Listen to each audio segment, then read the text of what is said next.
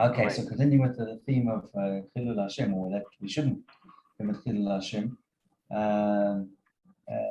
Rambam in the Mishnah in Avos says, Rav Yochanan ben Baroka says, whoever desecrates Hashem's name in secret, punishment will be exact for him in public. Unintentional or intentional, both are alike regarding Chilul Hashem. Clearly, the Mishnah implies that it is possible to commit a Chilul Hashem in private. There are two kinds of Chilul Hashem. One, a person who commits a sin in public, even to satisfy his sensual desire, nonetheless desecrates and dishonors Hashem's name because he's telling everyone that he's not concerned about Hashem's commands. Even a person who is overwhelmed by his Yetzer Hara or committed a sin to satisfy a sensual desire, at least should have done the act in private with concern for the honor of his maker and not desecrated the name in public. And I'll give you one example. Let me just finish this in 1 more minute here. But there is another form of Chilul Hashem which our Mishnah is referring to, that is people who sin brazenly in hiding even when they derive no benefit, to deny the existence of Hashem or the Torah from heaven, or there is divine providence, or that there is reward and punishment. Nonetheless, he doesn't sin in public out of concern for his own honor, because he wants to pretend that he's a righteous man. Punishment for someone who commits a Chilul Hashem in secret is greater, for he has no fear of Hashem, and he sins only to demonstrate his total disdain for the creator of the universe. This person commits his iniquities in private to protect his reputation and appear to others as a heaven-fearing individual. Retribution for such a person will be in public in order to remove the pious mask from his face. And I was on the bus. I caught the train at 6 o'clock this morning to Jerusalem for my cousin's son's bar mitzvah. And I'm on the bus there to the station, and there's Oak Winger Yomi talking on the phone loudly. There's non-from people on the bus saying, he's talking to this Oak on the phone loud. I'm going to F and kill you. I'm going to F this and F this. Oak the film, Oak the Yomi on. I thought to myself, I talk like they are. Talk outside the bus in private. I mean, in the street. When people aren't around. I mean, I agree, mate. They're like some people wear kippah, like just because it's fashionable. They don't realize that it's a responsibility. It is a responsibility. As Peter Parker's mother said, Spider-Man, with great powers comes great responsibility. Yeah. All right. And there was one quick story, and also a friend told me in a certain from area outside Jerusalem, there was the Yomi and Tzitzit hanging out, approaching a married woman and asking her to come back with him to his place, brazenly in public. Very from some of these people. They do things very religiously. Listen, it could be that's a case of slight mental illness. Yes. Okay. Because a non-Jew wouldn't even do that. I know that's okay. All right, so guys, listen, I want to clear something up. Gavin made a point yesterday, and he couldn't understand why the enactment of Usha would still not irk the husband. So Gavin, I thought about your question, and let me explain to you what this enactment of Usha means, right? Because the purpose of the enactment was to prevent animosity, as you know, between the husband towards his wife. And the reason being is she was trying to take measures to thwart his ability to inherit from her if she should die first. But with the special enactment of Usha, she has what you call a conditional sale. So if she sells her property to a buyer that is looking to buy the property, he pays about 10% because he's speculating that either she will divorce the husband or the husband will die first. And that means the husband isn't deprived of money, because if they get divorced, he has to pay his wife the money anyway. If he dies first, he doesn't know about it because he's in the next world and he doesn't benefit anyway. So only on those two conditions does the purchaser benefit, and that's why he's paying the reduced amount. So the enactment of Usha is saying that she can't sell the property outright under his nose. She can only sell the property under those conditions that he's not adversely affected. Does that answer your question? Yeah. Okay, so that obviously was the proof originally given by Rav Idi Bar Avin. Okay, so now let's deal with a new, something new within the same thing. A buyer said the discounted amount of a ketubah, since it's come to our hand, let us say something about it. And what did he want to say? That the discounted amount paid by the buyer of a ketubah belongs to the wife. In other words, if the woman sells her right to collect her ketubah in the event of divorce or her husband's death, she keeps the proceeds of the sale and her husband receives no benefit from that money whatsoever, according to Rashi. But that doesn't affect him, because in the event of his death or divorce, he would have had to pay her that amount or the estate either way, Gavin. But the issue is, if she sells it, does he get the money? Does he get the money? Because maybe it's irked and says that, well, he should also be entitled to the money because they have their lives together. But a buyer says, no, if it should enter your mind that it belongs to the husband, let the Eidim Zomimim witnesses say to her, what loss did we attempt to cause you? Even if you had sold your ketubah for the discounted amount, your husband would have taken the proceeds away from you. In other words, they would have said, well, why should we pay anything since your husband gets the money? Either way. So that would seem a proof as to the fact, according to a buyer, that the wife gets the money in the entirety. And the Gemara rejects the proof. It says it's not really a proof necessarily, because Rav Shalman said, and if you, who is he? If you look at Gemara Brochos in 39b, there's a commentary on the Rashash. And it's basically, he says, even if a husband does receive the proceeds of such a sale, the witnesses would still have to pay to the wife directly, because there's profit for the home that such a sale would bring her.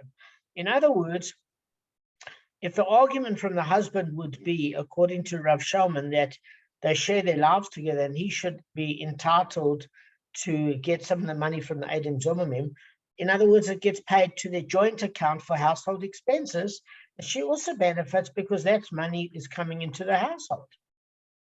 Okay, so Rav Sheshes doesn't agree with a buyer, but the Gemara has the final ruling of the issue, because Rava said the law is that the discounted amount belongs to the woman, and the husband does not even consume the profits of that income. What is the reason? The rabbis instituted for him to take the produce of the Malok property. The rabbis did not institute for him to take the produce of the produce. So what it's actually saying is as follows. So in other words, we don't say that land should be purchased with the money and the husband will take the produce therefrom, according to Rashi.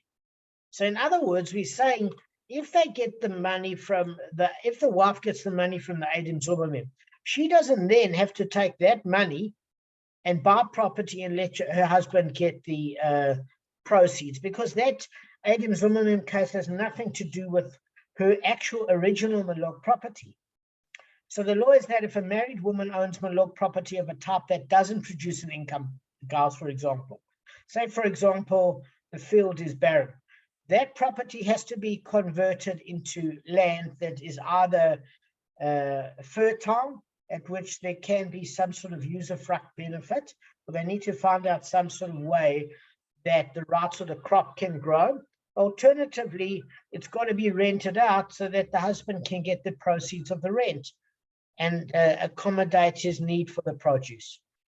But the land itself, as you know, the title deed, the principal, goes to the wife. That's not the husband's, because remember, the Malok property was not recorded in the ketubah. Either she brought it in the marriage and didn't record it. It's not like obviously the Son Bazel, the iron sheep property. It's not recorded. Alternatively, when they were married, she inherited it or was gifted it. So that's the equation out of the ketubah. So where do we know this from? Ketubot 79a. So one might think that the discounted amount the woman receives from the sale of a ketubah is maybe treated in the same way. In other words, maybe with that money of 1/10, she buys something and she has to make sure her husband earns interest on that. Like she might buy a smaller property and then gets the produce from that at the discounted amount. In other words, she still keeps the discounted proceeds of the ketubah, but the husband still gets a secondary fringe benefit because he would have got the fringe benefit. By the way, guys, you must know it doesn't deprive him of his actual current benefit. Because remember, when she sells that property at the discounted rate, the stipulation is that the potential purchaser only gets it after the husband dies. It's not like it's depriving him of his ability to get the produce or the usufruct. But what Rav is actually saying is there's no double usufruct. It's not like she discounts and gets the discounted amount in the ketubah and now has to give her husband proceeds from that discounted portion. Does that make sense? Because he's not being deprived of the produce anyway, because the stipulation at the discounted amount means the potential purchaser is paying 1/10 because he can only get it upon the husband's death or their divorce. So it doesn't deprive the husband of any sort of produce, and therefore there's not produce upon produce. Okay? So it totally belongs to the wife according to Rava. Can I just ask a quick question? Yeah. Sorry, I think you said it. Who does the proceeds go to? That 10%? Does she get it exclusively? Yes.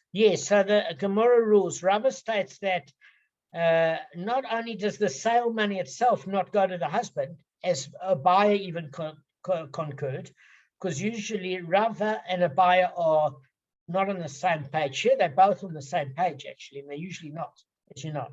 But it's not even treated, Gavin, as malog property, because if it had been, it would have had to be converted into land with those proceeds and the husband receives the produce. Rather, that discounted amount is totally the wife's, while the husband receives no benefit from it whatsoever. And the reason being is that this purchase isn't taking anything away from him. Do you get that? Yeah, no, he still gets the produce or the rental or whatever. Well, not the rental, it's sold now, but the produce. No. Let's just have, you're mixing two cases. You're mixing the case of the law stuff and the stuff. Okay, so what we are saying is here is she owns the title deed and the actual property, and he gets the produce or the usufruct. With this enactment of Usha, all she can do is sell it to a purchaser for like 1/10, where he perhaps is doing some sort of investment risk speculation that in the event that they're getting divorced, the husband would then have to pay the wife, but then she cedes that contract to the buyer. So the husband has to pay either way, Gavin. It's not costing the husband anything, that's number one. And if the husband predeceases her, well, then only on those grounds does the purchaser get it. She might never get divorced. She might never have her husband predecease her. And the husband doesn't lose out at all. While he's alive, he still gets the produce. Remember, this purchaser, with the enactment of Usha, doesn't get anything unless the husband dies first or they get divorced, in which case, either way, she gets. Either way. What we said before in the previous stuff is what happens if she wants to, upon her death, cede it to her son. Is she allowed to do that? No, I was only referring to this. I wasn't referring to the previous case. Okay. So the thing of it is, it doesn't.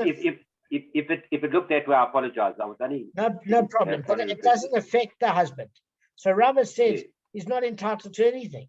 She can't do anything without his permission. In the sense that the permission means, Gavin, depriving the husband of a benefit. She doesn't have to ask permission if it doesn't take anything away from him.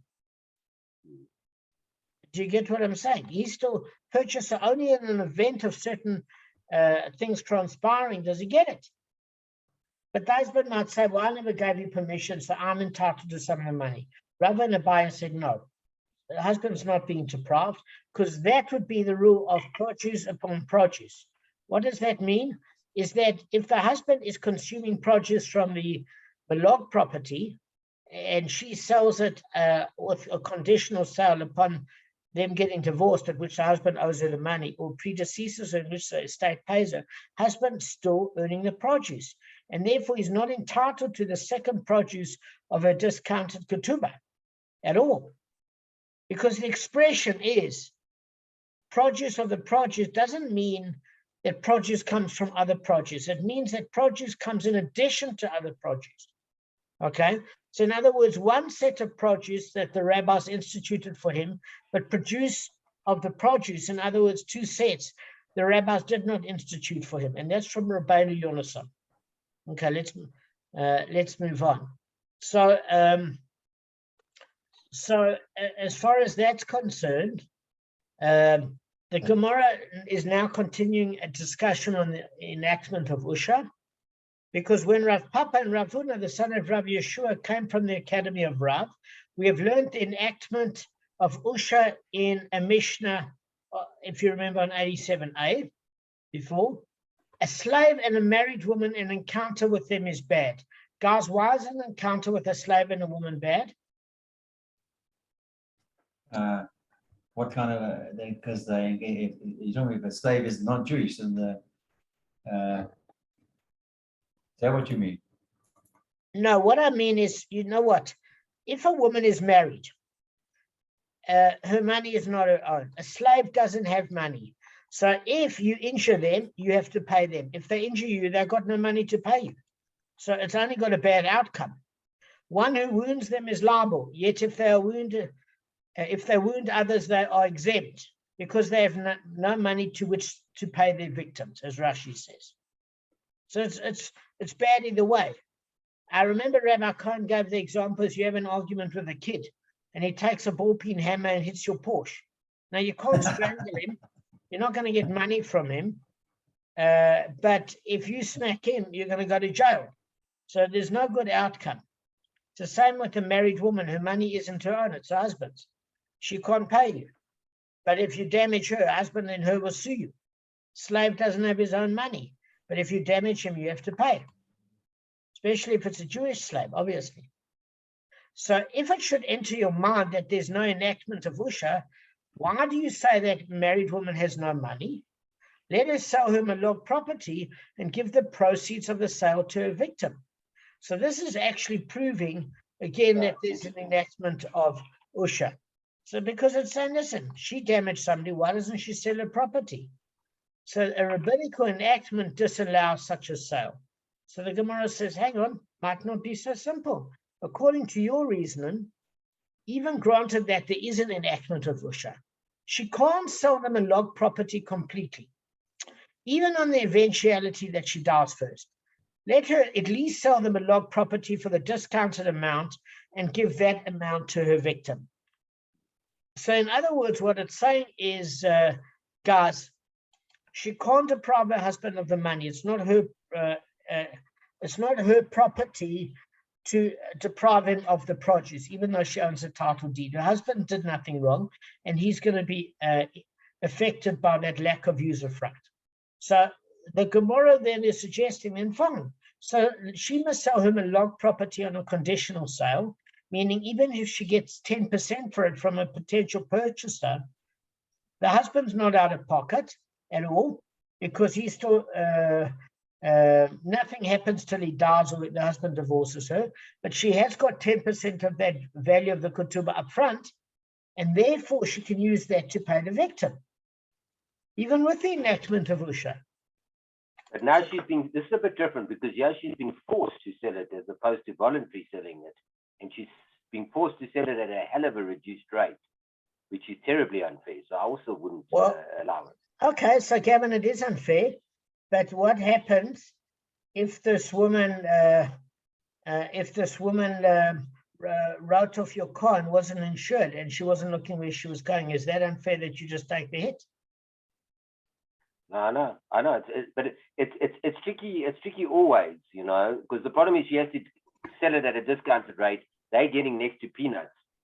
All right. I mean, let's say it's a much greater. If it covers the injuries, the 10%, then it's costing her 100% of her property just to cover that one, which is very unfair, just because she broke someone's hand, let's say, for instance, and she needs that 10% or something. But if it's obviously worth as much as the property, then it's a different story.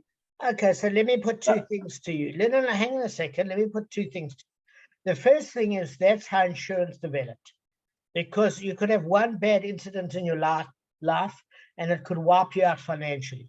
That's exactly how insurance developed, is that a pool of people went together and the probability that they'd all need to claim is small. Each person pays a small amount, their money's pooled together, and in the event of claiming and there's evidence, that protects you in your personal capacity for being financially destitute as a result of having to pay for damages. That's number one.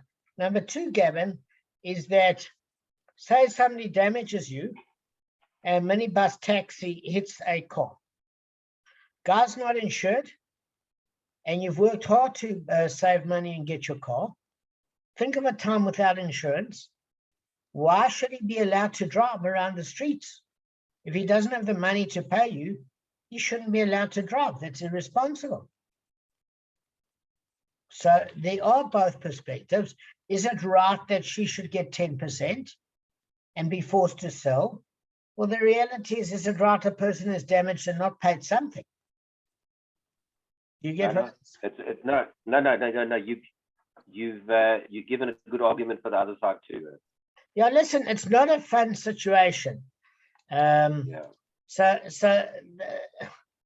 the Gemara, so how does the Gemara answer the fact that she gets a certain percentage?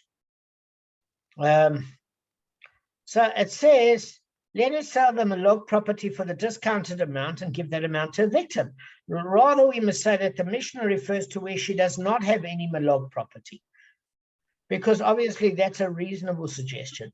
If so, then even if there's no enactment of Usha, the Mishnah's ruling is understandable. For the Mishnah refers to where she does not have any malog property, meaning by the same token, we must say that she has no tzon bazal property either, because if she does, she'd have to sell that property for the discounted amount on speculation that if her husband dies first or divorces her, the property would belong to the buyer. You must remember that tzon bazal can also be sold for a discounted amount. Okay, so that's what it's mentioning there.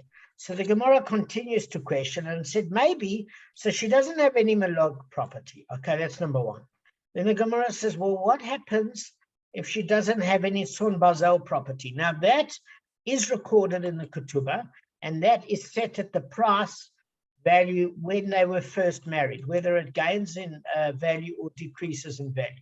The husband has to pay that to her. So it's saying she has to then sell that. No, the Gemara is saying she has to then sell that if she doesn't have malog property. Just give me 1 second. I just want to ask you, can she discount that without his permission? I'm just asking. Yes, because again, sell it without his permission. No, she can discount sell it. She can't sell it because that property, she brought into the marriage.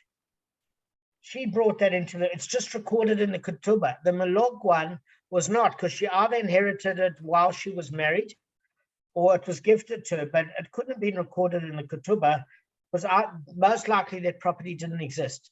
Maybe one of her parents died after she was married and then she inherited it. Do you get what I'm saying? It's different. But the tzon basal property, as far as that's concerned, that's recorded in the ketubah. And it's a fixed value at what it was worth when they were married. So you can't deprive the husband of that. But what you can do is sell it to a speculating investor or purchaser and say, listen, if my husband divorces me or if he predeceases me, it's not costing my husband anything. Can you give me 10% for that right? Because instead of me inheriting it back, you get the full value. Again, it doesn't cost the husband anything. Should she ask permission? Well, in this case, he can't refuse because there's an injured party, Gavin. And it's they can't. And it's not costing him either, by the way. he generally won't complain if it isn't costing him. Except the only thing that I can think of is he might complain in a particular, no, there's no reason for him to complain. He's actually not losing it. So the Gemara says, listen, there's no Malog property. There's no Tzon Bazel property. But there still is the 100 or 200 zuz. She's a virgin. The husband, upon divorce or upon his death, the estate must pay her 200 zuz if he married a virgin, or if he married a woman that had been married before and was not a virgin, he pays 100 zuz. Okay, but so the question is, why can't she give that as a discounted amount? Again, going to a purchaser and saying, listen, I'm entitled to this money on those conditions, and it's worth 100 zuz because I was married before. Give me 10 zuz. And you got it. And then you give that to the injured party. So Gemara is saying, well, that's certainly there, even if she has no other property. That for sure he owes her, because that is your base income. There was also, apart from what, supplementary income and other cash that she could discount. There might not have been any property going into the marriage, but he obligated to pay at least 200 zuz if she was virgin, or 100 zuz if she wasn't. So that's money coming to her. So what's the response? So the Gemara answers and says, hang on a second, you've got to know who the author is of this Mishnah. Because if you don't, it doesn't make sense that she can't sign away some of the money she was entitled to from her husband in the marital contract, even if she never brought any property in the marriage. So who's the author? Rabbi Meir. And Rabbi Meir says it's forbidden for a man to keep his wife even 1 hour without a ketubah. We can therefore not ask the woman to sell the basic amount of ketubah, because it's a retirement fund. As Gavin said, it's not entirely fair. It's not entirely fair. That's a good word. I didn't actually think of that. I was kind of, but I didn't say it. Retirement fund. That's exactly what it is. Yeah.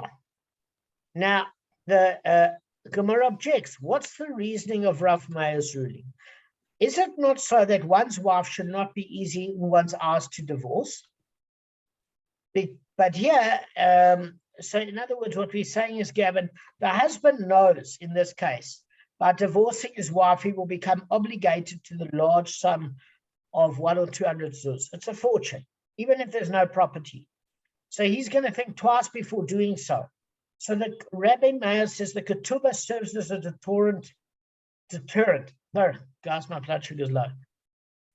A deterrent to a hasty divorce, according to Rashi. Does that make sense? Yeah. Okay, Kev, does it make sense? I don't know how to give it over like you do. What, that she can't get, right. it's not so simple to divorce her? No. There's two Just steps. say it again. Somebody, Okay. the wife damaged somebody's property or damaged a person. She reversed and So back. she owes damages. So she owes damages. So it's saying first that she must sell her malog property at a discounted rate. Because even at 10%, yeah. Because at the enactment of Usha, she can't rob her husband of that money. It's not his fault. Yeah. So then Gavin asked an excellent question. Well, then she's getting 10% value. That's not fair to her. But the Gemara is saying, listen, she injured somebody. She has to make right here. So then it's the Tzon Bazel property, which is recorded in the ketubah. It's not something she inherited after she was married from a parent that died. That she brought in the property and that amount is fixed in the ketubah. Why doesn't she sell that at a discounted rate? Again, the husband isn't out of pocket. He still gets the produce.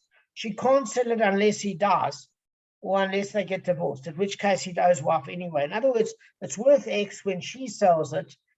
Sorry, when he gives it to her, she only she loses the title deed. She ceded it over for 10% on the value on circumstances that might not happen. So she's lost that, but she has to make right to this damaged party. So it says, okay, so she never brought any Tzon Bazel property recorded in the ketubah in the marriage. She came from a poor family. Kamara says, no, she inherited nothing, fine. She didn't bring any money into the marriage, but she is obligated on a basic level the Ikka Ketubah of 200 zuz if she was a virgin, or 100 zuz if she wasn't a virgin. And the husband might give supplementary amounts in addition to that, as we said. That's the minimum.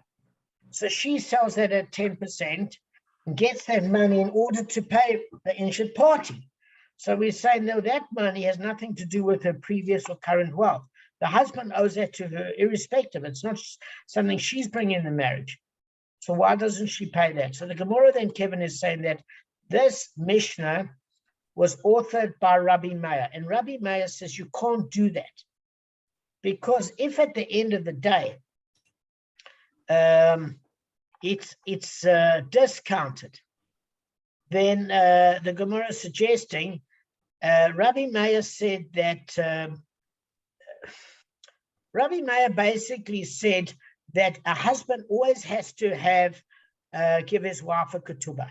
She can't sell a ketubah. She can't even be 1 hour without a ketubah. So we can't ask the woman to sell the basic amount in a ketubah. So why does the husband, Kevin, insist? Why does Rabbi Meir insist that the husband has to give a ketubah or keep a ketubah? Is because if the husband isn't having to only owe money if they get divorced, he's going to divorce her for any slight infraction. In other words, as the saying goes, marriage is grand, divorce is 500 grand. But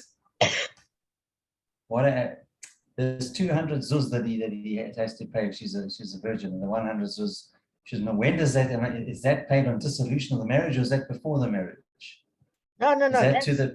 When is that paid to her father? No, that has nothing to do with the father. That's a dowry. This is paid money before the wedding. No, this is money in the event of a divorce. Oh, the 100, the 200. That's yes. If he dies, his estate must pay her. If he divorces her, he must pay her. And Rabbi Meir is saying that if we leave her without a ketubah, a guy could think very carefully, do I need this old hag in my life? Let me trade her in for a nicer, sleeker, more sexy model. The reason why husband doesn't get, women are more into relationships, more into sex. Men are more into sex. So therefore, say she's being a little bit frigid lately, a bit naggy, etc. She's going to say, I need this. I'm not going to lose any money if I get divorced from her. So, she didn't bring property in she didn't bring property in the marriage. She's not worth anything. She sold her ketubah. I'm free. So then he'll divorce her. So Rabbi Meir says a woman must always have her ketubah. So that's why she can't sell it. Now the response to that, Kevin, is that it doesn't make a difference, because Rabbi Meir didn't say that she's technically without a ketubah, because if she gets divorced and he owes her 200 zuz if she's a virgin, who gets that 200 zuz? The buyer that paid 10% of it. He paid 20 zuz on the event that they got divorced. So the thing of it is, he gets that contract, so the husband has to pay either way. If it's not to his ex-wife, it's to the buyer that speculated and paid 10% in the event that they got divorced. So in other words, it's not the Gemara saying Rabbi Meir, you're misunderstanding Rabbi Meir if you think that that's a good reason, because either way, the husband either has to pay the purchaser or his wife. That money is fixed. She sold that title right to the purchaser for 10%. So it's still a deterrent for the husband to divorce his wife. You get that, guys? Guys, it's not hard. You get that? No, well, that's exactly why Sylvester has gone back to his wife. Yeah. Okay. So the Gemara now offers a different reason. Guys, we've got only a few minutes. Got 4 minutes. Okay, what's the reason? The discounted amount is words, and words are not mortgaged to the victim. So what we're basically saying is, if you have a look, when the woman sells her ketubah for the discounted amount, she's not selling any tangible item. She's selling the prospect of a bet that could or could not come right. And the possibility is the purchaser or the injured party might be able to collect it someday, or perhaps not. So creditor or a damaged party doesn't have a lien on such an intangible asset. It's not according to the Chasam Sofer. That's not anything bankable. It's not anything he can necessarily get payment on immediately, the injured party, and therefore it's kind of like a booby price for him. It really, if some event happens in a life, you can collect. Otherwise, what he must wait 10 years. Okay, so the Gemara says no. Even though legally the discounted amount is considered words and words are not mortgaged to a victim, it only relates to a creditor or damaged party, because words can be sold for money to a purchaser. Meaning, in writing, she says, it's worth 200 zuz, I get paid as a virgin. I don't have any malog property. You give me 20 zuz. On the event that my husband dies or he predeceases me, you get to collect that ticket for 200 zuz. So we're saying, even if you can't, by law, directly have a lien on a property in order to collect a debt, Gavin, for a creditor or a damaged party, and there's no lien, you can sell it to a purchaser and then take that money and give it to either a creditor or damaged party. The Gemara says there's more than you can work it around, because so it says there are words that can be sold for money. Why is she not required to sell it? So the Gemara offers a different reason. Rather, it's because of Shmuel's teaching, who said a creditor sells a loan document to his fellow, and afterwards the creditor forgives the debts recorded in the document. The debt is forgiven, and the buyer of the document can no longer collect it. Moreover, after the seller's death, even if the heir can forgive the debt, which means we don't require women to compensate a victim with the proceeds of the sale of a ketubah, because she might then forgive the ketubah to her husband and will have caused the buyer a loss. So what we are saying is, at the end of the day, she can turn around and say to her husband, listen, we're not going to get divorced. The guy's not going to collect, and on a or whatever, or on his estate. In other words, Gavin, to answer your question in a nutshell, it means that if she's ticked off with her husband and wants some cash because he's depriving her of cash, she will honor her agreement because she's getting the money directly. If she's forced to pay a third party, she's not going to honor it, and she's going to stay married and make sure her husband gets healthy vegetables and outlives this injured party. Believe me, it's not like she's personally getting benefit, in which case she'd keep her word. That's what the Gemara is saying. Yeah. Exactly as you said, she's not inclined to keep her word here because she's been forced to do it against her will. If she's getting the money, she'd honor it because she's at least benefiting, not her husband. She'd honor it. All right, guys, have a good show. Before you go, yeah? Quick question. How come she gets 200 for, I mean, she should get 200 for being not a virgin because, tried and tested, is normally better. Listen, a new car is always worth more than a used car. Depends.